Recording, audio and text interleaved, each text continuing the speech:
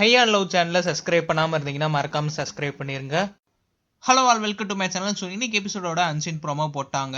இந்த ப்ரோமோல யார் இருக்கான்னு பார்த்தீங்கன்னா சிவானி, அர்ச்சனா அண்ட் நிஷா. வெளியே கார்டன் ஏரியால இவங்க மட்டும் தனியா இருக்காங்க. அண்ட் வீட்டுக்குள்ள ஹவுஸ்மேட்ஸ் அவங்க வேலையை பார்த்துட்டு இருக்காங்க. அண்ட் அர்ச்சனா அண்ட் நிஷா அவங்கள சேர் பண்றதுக்காகவும் அண்ட் ஆடியன்ஸ் என்டர்டைன் பண்றதுக்காகவும் ஒரு பாட்டு எழுதி கம்போஸ் பண்ணி அதை பாடுறாங்க.